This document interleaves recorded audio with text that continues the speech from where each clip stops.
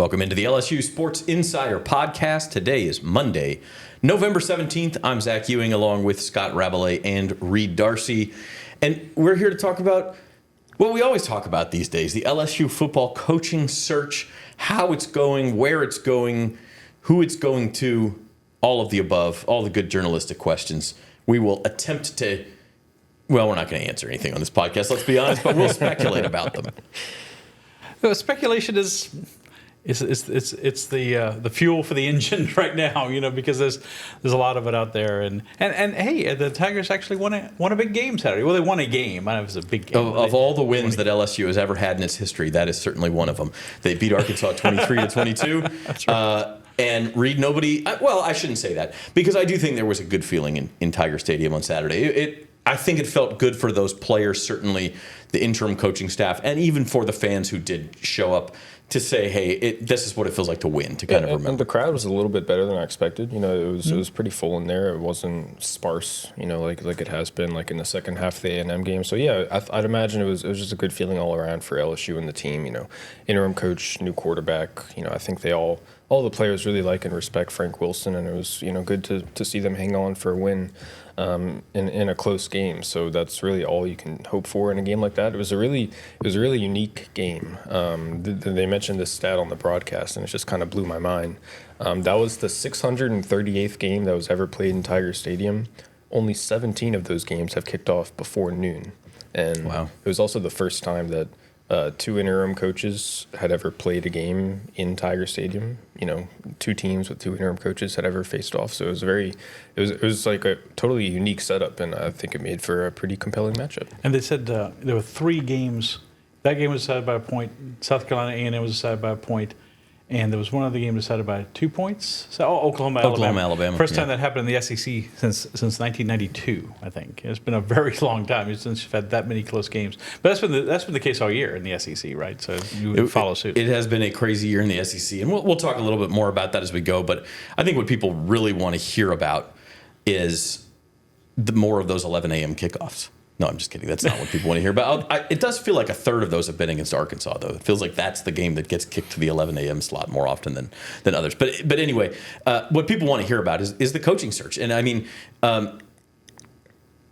just to pull back the curtain a little bit, Scott and Wilson Alexander, our football beat writer, and to a lesser extent, Koki and Reed, you guys have other duties, but you guys are digging for information at this point. We know LSU has obviously not made a hire. What else we know, Rab, is that they're not all that particularly close to doing it, and that's to be expected. It's probably not happening at least until the regular season ends.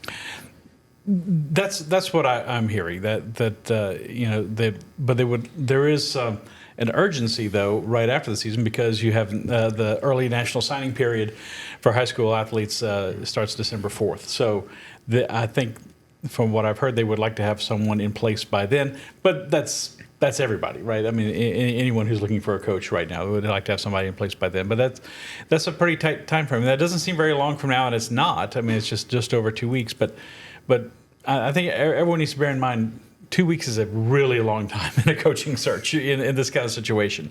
And it's like I wrote recently, all the kerfuffle they had with Governor Landry, and then the new president coming in and saying Verge is not the full-time AD. Now he is. That has time to get settled out, and that was less than 2 weeks ago. Right, it feels like a long time ago. I mean, they fired Brian Kelly 3 weeks ago, right? So I mean, it's this stuff moves very quickly, and but it's a long period in terms of these decisions actually taking place. The two really deadlines or dates that you want to keep in mind is, one is that start of that early signing period. That's when all the high school recruits are going to be signing, and then in early January is the start of the transfer portal window. So the window officially opens in January now. That's a change. It's going to be new this year, and it's going to be a much shorter window. So that's how it's going to work, and I'd imagine most teams that have coaches in place are going to be spending the month of December talking to players who are either thinking about going into the portal or have already made the decision to go into the portal. So that's another reason why, in an ideal situation, you'd probably want to have your coach in place that first week of December, so that they can hit the ground running and they don't have to play catch catch up once the portal officially opens in January. But again, it comes with challenges. Like, say, LSU's top targets, say they're coaching playoff teams, and say that they're have to still coach games with their current team through the month of December. It sets up for some really difficult decisions and a lot of things to balance for Jawsbury and whoever's running this LSU search. There's a lot of moving parts here and a lot of different variables that you kind of don't really have that much control over. So it's going to be a fascinating decision to see how they approach it and to see who they settle on and how that whoever the new guy is, how he can get a roster in place at the start of his tenure. That brings us into discussion of one candidate in particular, and that is Lane Kiffin.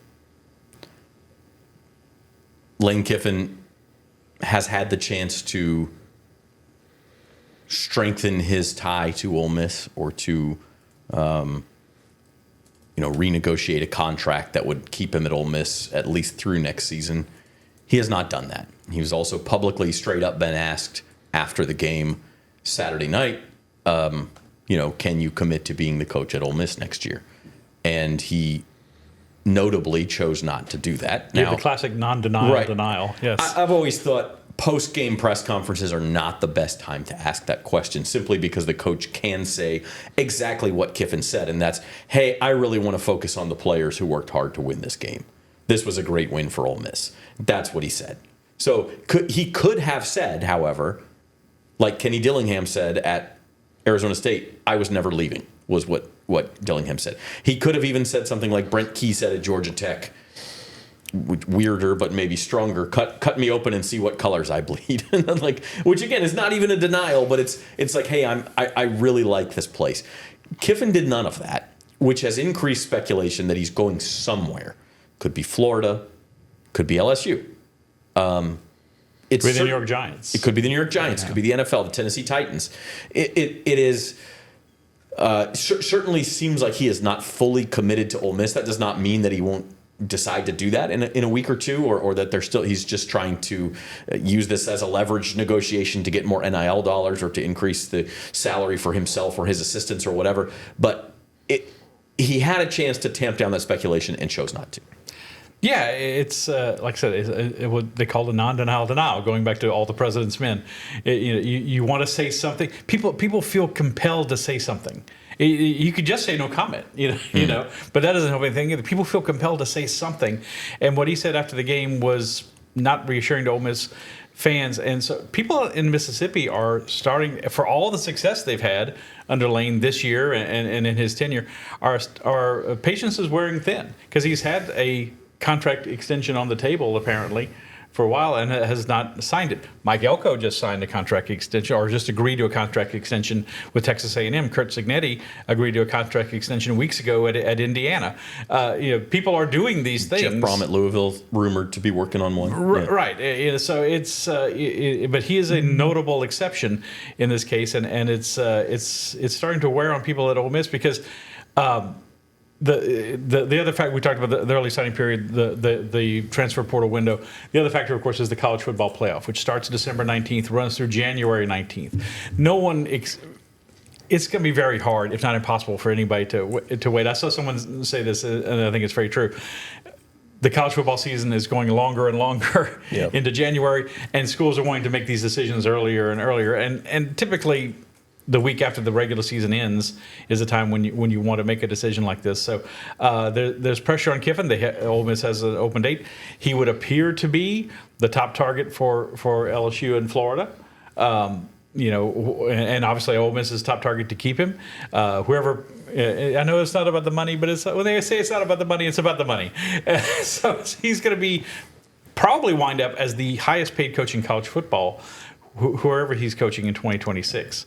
So there's a lot at play here, and even politics. The Secretary of State in Mississippi tweeted yesterday morning, it'd be nice if Lane Kiffin would show us the love that we're showing him. Mm-hmm. So it's not just Louisiana politics, folks. It's other places.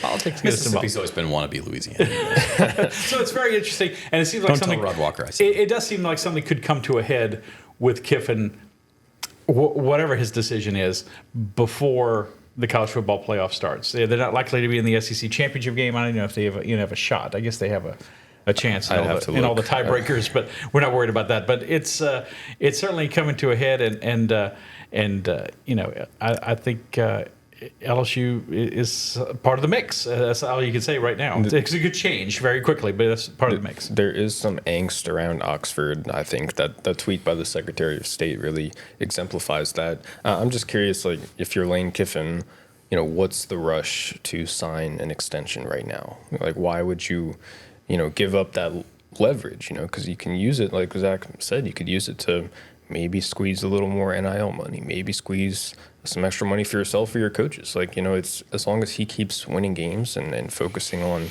the task at hand for Ole Miss, like, he doesn't necessarily have to think about his future unless he wants to, and that includes conversations with Ole Miss about any kind of extension. I think either way, he's going to come out of this really well. It's really good to be Lane Kiffin right now.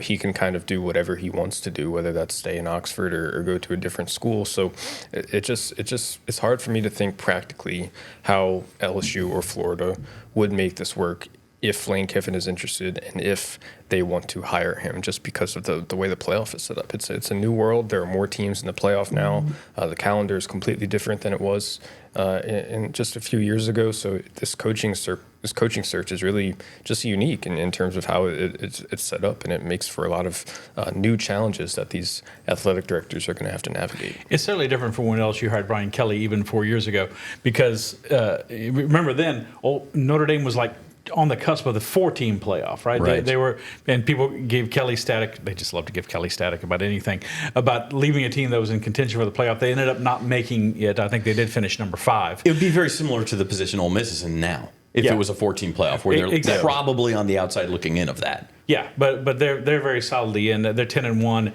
open 8 this week. Even if they lose to Mississippi State in the Egg Bowl in Starkville next week, there's still a very good chance they get in. Though I might not feel 100% comfortable if I was a 10-2 team that had just lost their last game. But I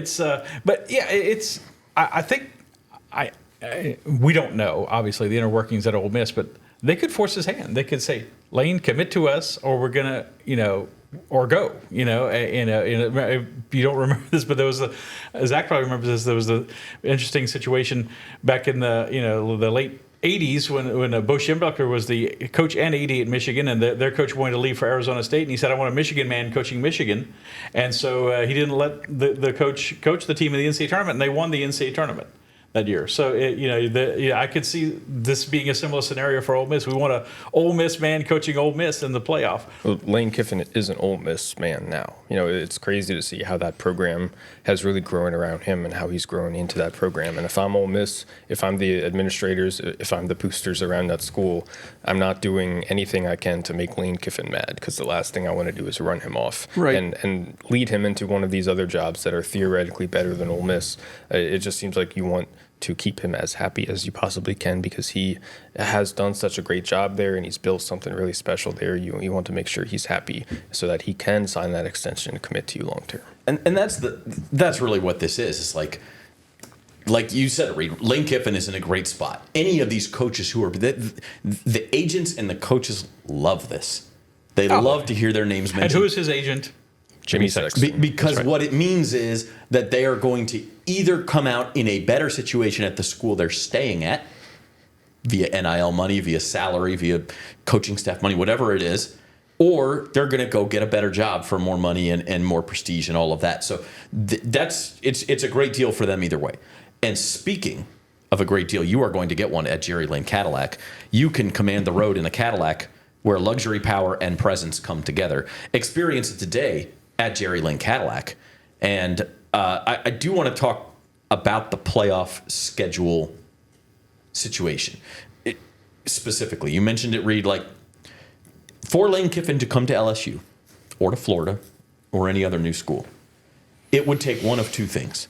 It would either take a school willing to wait for him to be done in the playoff, which, given the transfer portal calendar, seems crazy, or it would take Lane Kiffin willing to be like, this is what I've worked my whole career for, to coach in the college football playoff, and then to walk away from that to go to another school, which also seems crazy.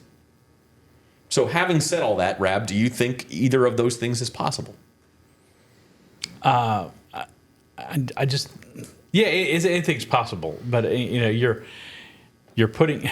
If let's just say you're LSU, and you said Lane Kiffin is your guy, and he's really interested in you. It's okay. All right, we'll wait till you're done with the playoff, and they go all the way to the national championship game. They don't even win it, but the national championship game, and then Lane Kiffin says, I can't get it done here. I'm going to stay. Then where are you? Then you're stuck. You're really in a bad place. I don't think they can wait. I think you agree, right? Reed? I do agree. I don't think you can wait.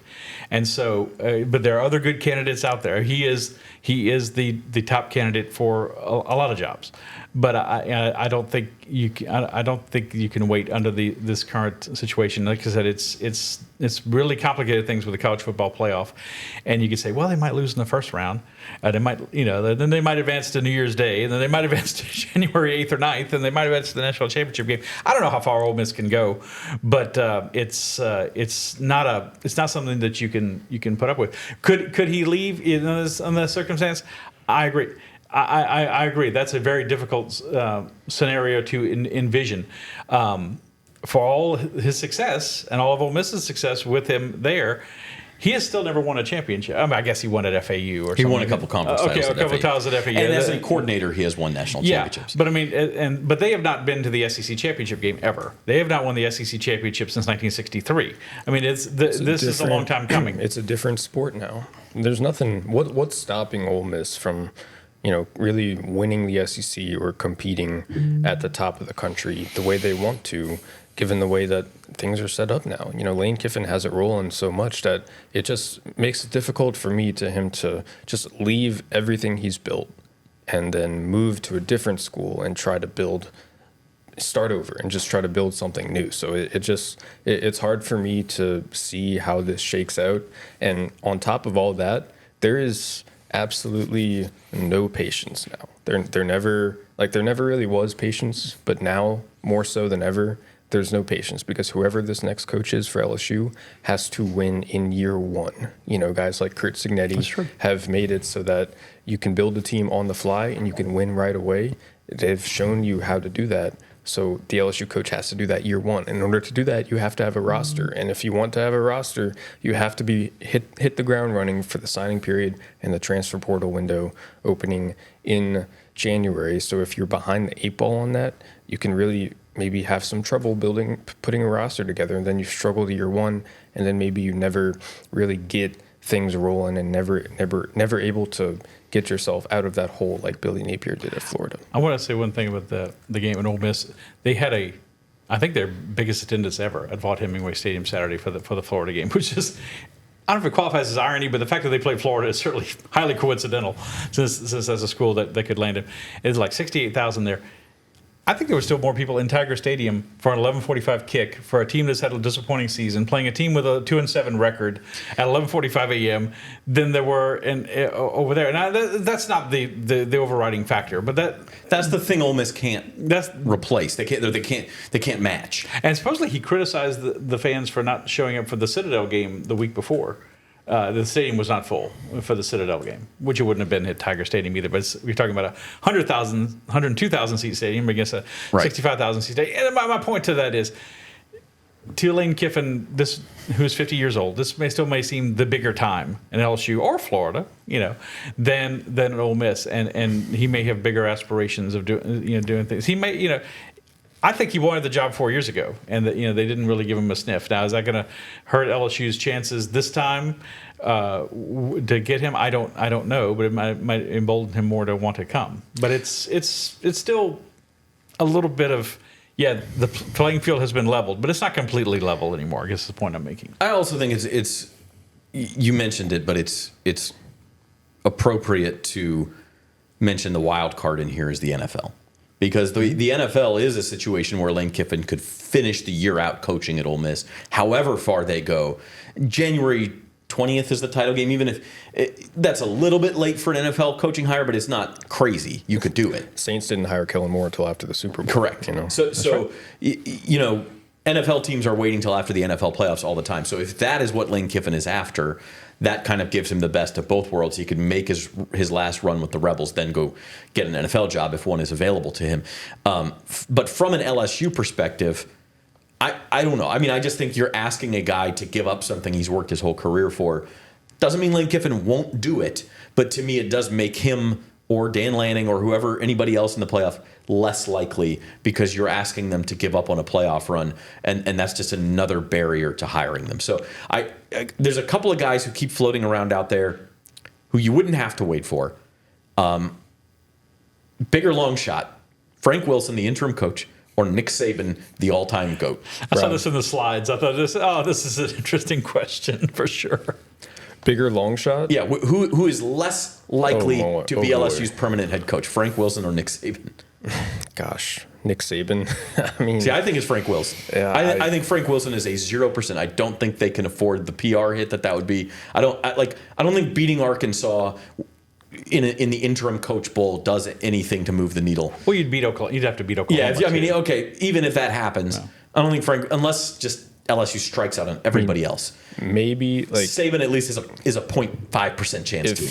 If Verge Osberry decides to gamble and wait for the playoff, and then he gets stuck at the end of it because whichever coach he was going after, has a change of heart.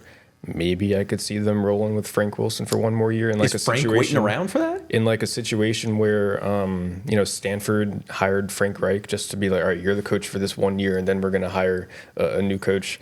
I don't know. I don't think LSU would want to do that. I think that would be pretty embarrassing for LSU, but it's a scenario where I could squint and see maybe it would happen, whereas Saban seems a little more far-fetched. I don't know. You paint a very plausible scenario. I would go with you. I would say Frank Wilson is more of the long shot because I think this part of Nick Saban they would say, I'll come back for 2 years. I'll come back and help you out for 2 years. And Miss Terry's just going to have to deal with it. She'll deal with the $20 million a year they're going to pay us, so she'll be all right. But I think you still have a very small chance. It's single digits chances. I think there's maybe a little more chance than that Nick Saban could still come back to coach at LSU, but it's in single digits. While Lane Kiffin is at least a 25% chance or 30% chance. So yeah. Frank Wilson is more of a long shot. I agree. It's not something for all.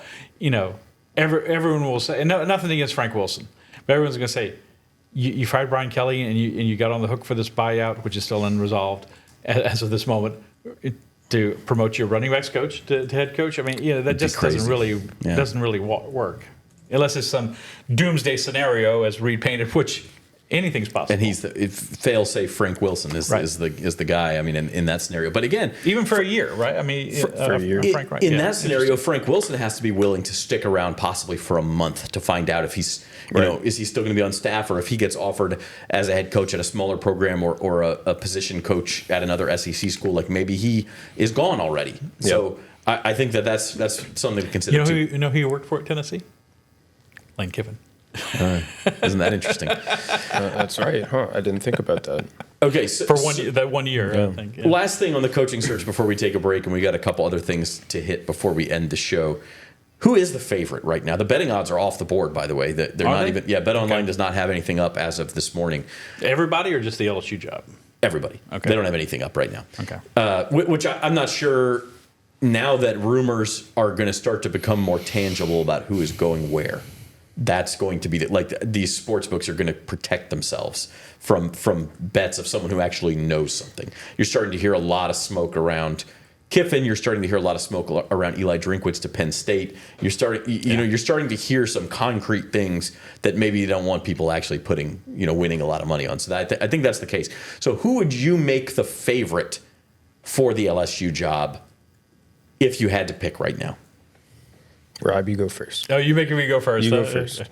I'm going to go back to say Friday night before the Alabama game, I was at dinner with Cookie Riley and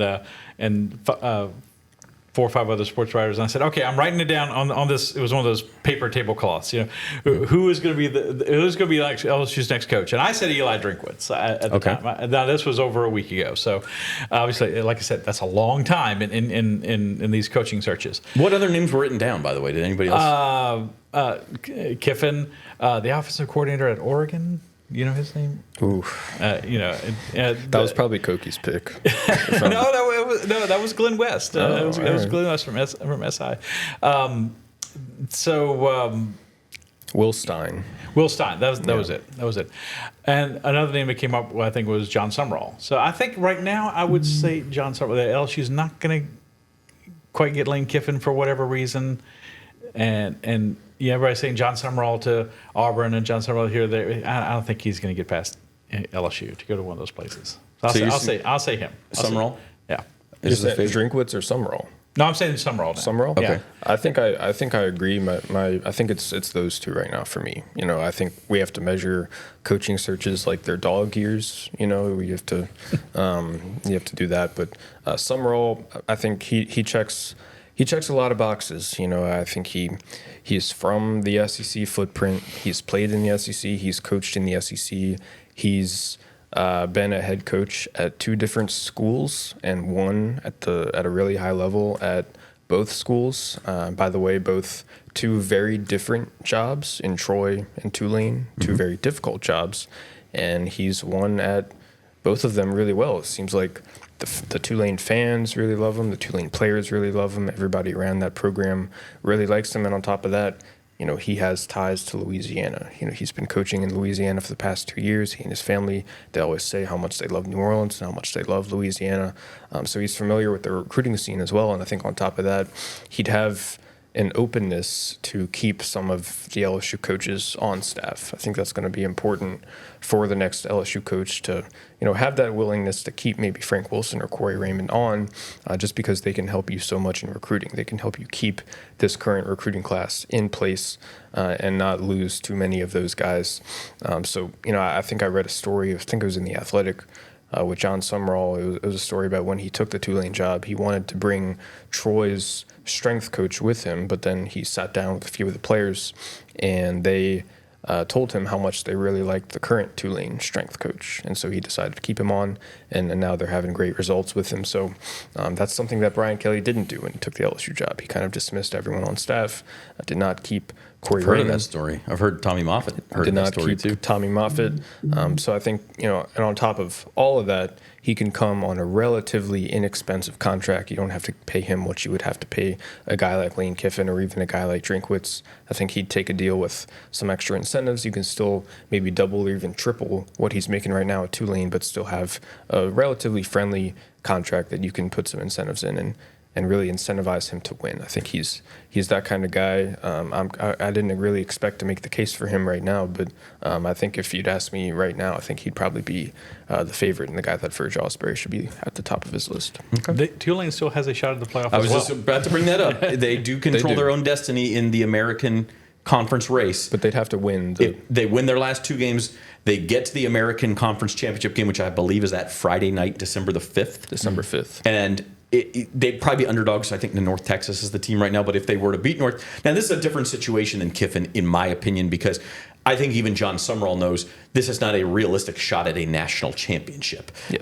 You could give up on coaching Tulane as a huge underdog against Ole Miss or whoever the number 5 seed is for a once in a lifetime shot at the LSU job. I think you would. That said, I'm still going Kiffin. I think the LSU job is Kiffin's white whale. I was very close to saying Kiffin. I think Kiffin also seemed to shift the way he was talking about this publicly and on his Twitter feed and things after the LSU job came open. All of a sudden, he was more reluctant to kind of praise Ole Miss and commit to. Maybe that's my imagination, but I noticed a little bit of a shift. I think Kiffin wants the LSU job, and I think it's the one job he would leave Ole Miss for pre-playoffs. So I'm going to say Kiffin is my favorite. But we shall see. I'm very close to saying that too. It just seems like I can't wrap my mind around it working out. But I think it's very close, and I think his hand is going to be forced. Yeah. After the Egg Bowl. Fascinating situation. We will continue to monitor, of course, but we are going to take a break. And when we come back, we will talk the LSU quarterback situation and a quick nod to the Tigers women's basketball team right after this. You know how far I've gone, now I'm home again. I'm feeling more alive these days than I've ever been. At the Baton Rouge Clinic, our sole focus is to provide exceptional health care for your entire family so that you can get back to doing what you love most. We are caring for generations. You gave me love. Did they ask you to do the commercial too? Yeah, but they just gave me one line. Bet like a Caesar. Like, we're gonna sit here and we're gonna tell them how Caesar's Sportsbook is just so easy to use that you can watch and bet thousands of sports events, even some NFL games. They'll probably show us betting on our favourite players and teams at all the Vegas hotspots too. Like, we have time for that montage. I told him I couldn't do it. They couldn't afford me. I think the biggest thing that separates us is our people. We have a really amazing staff that really care about their customers, really care about our product. At Jerry Lane Cadillac, we value trust and transparency above all else. We have a little bit of something for everyone, so whether it be the 2025 Escalade, any of the smaller crossover vehicles, the XT4, 5, and 6, we've also got a wide variety of new EVs, including the 2025 electric Escalade IQ. I think the product lineup right now is the best that it's ever been in Cadillac. Welcome back to the LSU Sports Insider. We're brought to you by Jerry Lane Cadillac. Zach Ewing hanging out with Reed Darcy and Scott Rabelais on this Monday. Talked a lot of LSU coaching search. Brief note on the team on the field. Garrett Nussmeier did not dress out Saturday. Michael Van Buren started and played the whole game, led LSU to the win over Arkansas. Simple question. Do you guys expect that to be the case for the last two games of the season? Is it the Van Buren show? It sure seems like it. We're going to find out a little bit more once we talk to Frank Wilson at noon today. So by the time you listen to this podcast, we might have a better sense of it. But, I mean, this injury for Gary Nussmeier has just been lingering throughout the season. It's flared up on him multiple times. It just seems to me like the prudent decision here for him is to play it safe and really make sure he's as healthy as he can be going into the pre-draft process. But again, we don't know. Maybe he's feeling fine. Maybe it's not that big a deal because he's played through it before. But combine that with Michael Van Buren's willingness to burn his red shirt, I'd be pretty surprised, I think, if Garrett Nussmeier suits up for Western Kentucky this week. Now, Van Buren, if he plays one more game, he could play in the bowl game, but if he plays this Saturday or next, his red shirt is gone. No more red shirt. So, but he seems, like you said, he seems to be willing to play. Be a concern at this point. It doesn't. And look, there's been a lot of opinion either way on that. It's his career. Whatever decision he makes, good for him. And he said after the game, Frank Wilson told him he was good with whatever he decided to do either way.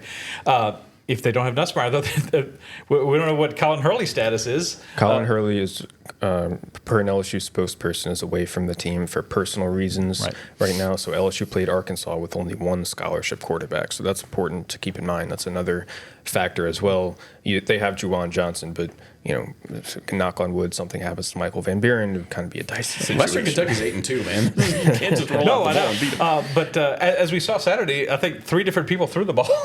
They did passes. They did that one drive where they just took out all the stops. It was great fun to watch. But yeah, to go back to Nussmeier, I hope people appreciate him. It's going to be senior day Saturday, obviously. I hope they appreciate him. And let's say what you want about Garrett Nussmeier. Did he turn out to be the caliber of Joe Burrow or Jaden Daniels? No, but that's an awfully high bar to clear. To say that he gave his all for LSU and he stayed for 5 years in a day and age when players, especially quarterbacks, are jumping around all over the place, all over the map.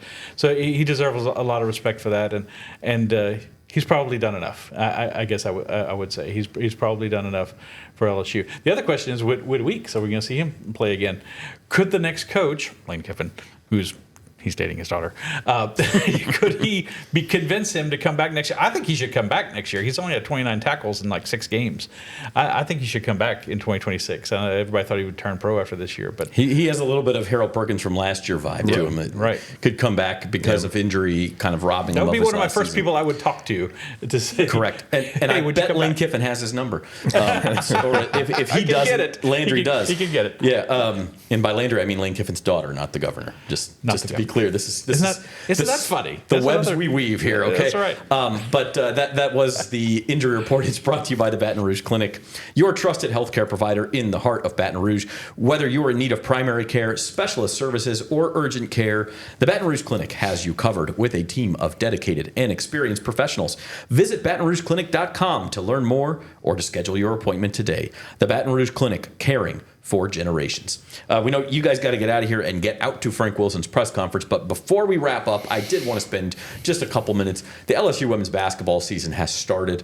They have played virtually nobody, Reed, but you cover the women's basketball team for us, and I think it's just worth noting just how good they have been this year. You see it on the screen, an average margin of victory of 62 points through 4. I think their closest game has been 48 points. Something like that. They have been utterly dominant. My goodness, it's been just crazy to watch how much they're dominating. You have to have the caveat that they have played a very, very soft schedule so far. But at this point, you can.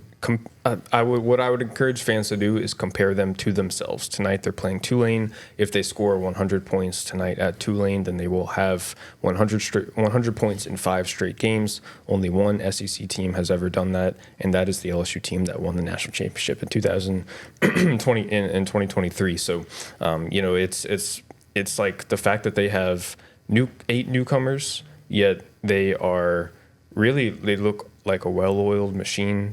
They've hit the ground running. There haven't been bumps in the road really at all. At this point of the year, you can usually find things to nitpick, like maybe they get off to slow starts, maybe they have some turnover issues. There's really nothing, Zach, for me to nitpick so far. Again, it's 4 games, it's still early, but they look like really, really smooth, and they look like they're all on the same page. They look like they've been playing together forever. So it's a pretty encouraging start, I think, if you're Kim Mulkey and her staff. And I think she really likes this team. You said, that's been the thing about this team. Yeah, they have talent, and they have height inside with like Kate Koval and stuff. But they've shown a really good chemistry for having so many new players on the team and a willingness to share the ball. And they get a lot of people who can score the ball. Obviously, Look, I know they haven't played good competition, but 100 points, over 100 points in 4 straight games against anybody is hard to do. I mean, 2 things. First of all, Charlotte is not. There's a difference between Charlotte and like Alcorn State, right? Like Charlotte is a legitimate team that they beat by 60 points the other day. That means something. And then the other thing is, this is across any sport. How you do against bad teams, how much you can dominate them, is predictive. Okay, that doesn't mean that they're going to win the national championship or anything, but teams that dominate bad teams more than just sort of struggle with them before putting them away tend to do better. So I think it's important to keep that in mind. They play, as you mentioned, at Tulane tonight. That'll be interesting. Tulane played Missouri close in the SEC game a couple weeks ago. So, not a great team, but at least a decent measuring stick. They played Duke in a couple weeks. And then on the men's side, LSU's 3-0. Again, not really played anybody. They play Alcorn tomorrow night. So that is the story. They've looked good. Yeah, they have. They've looked better than last year, I think. And with the women, it just seems like they always do this in the non-conference, but this one to me feels a little bit different than the past 2 LSU teams I've covered, for what it's worth. And Reed obviously is paying closer attention to it than anybody, so take him at his word for that. Speaking of words, we'll be back with more of them on Thursday's episode of the LSU Insider. We might mention the fact that LSU plays a football game, but honestly, it's probably more coaching search talk. We will get into that, and maybe we'll have a clearer picture on the quarterback and that situation as well. Until then, our producer was Molly Ballinger. He's Reed Darcy, Scott Rabelais. I'm Zach Ewing. Thank you for watching the LSU Insider.